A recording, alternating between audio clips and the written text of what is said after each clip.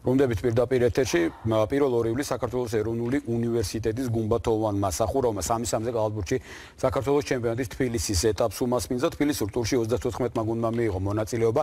საკმაოდ საინტერესო შეჯიბრი გამოვიდა ჯერ ერთი უცნაურ სიტუაციაში და ვფიქრობ მაყურებელმა ვინც ნახა საკმაოდ დიდი სიამოვნება მიიღო. ჩვენ კი გთავაზობთ სიუჟეტს.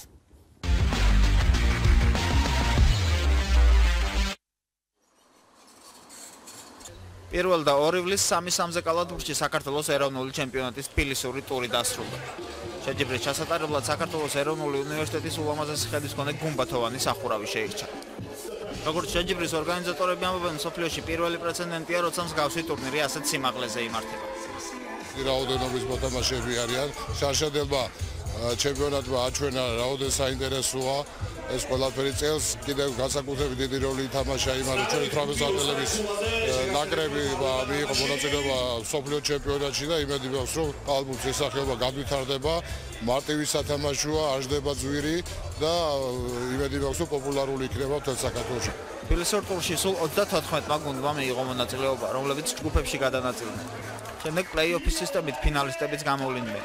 ფინალში ერთმანეთს N1-ის და იოლოს გუნდები დაუპირისპირდნენ.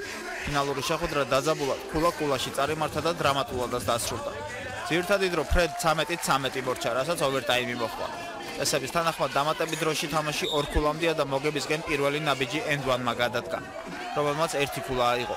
თუმცა რამდენიმე წამში იოლის ნასროლი 2 ქულიანი კალათში ჩაეშვა და ფინალური შეხვედრაც დასრულდა.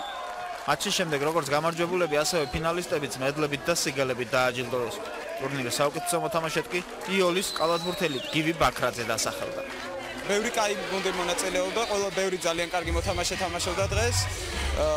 და რა ვიცი, მოვიგეთ და ყველა მოთამაშეთვის ძალიან სასიხარულოა MVP-ს მოგება, მნიშვნელობა არ აქვს, ეს არის რაღაცა სერიოზული დონე თუ არის რაღაც კოჩის კალათბურთი, მაგრამ 3-3-ზე უკვე ისეთი პოპულარული გახდა დღესდღეობით, რომ ძალიან ბევრი სერიოზული მოთამაშეც თამაშობს.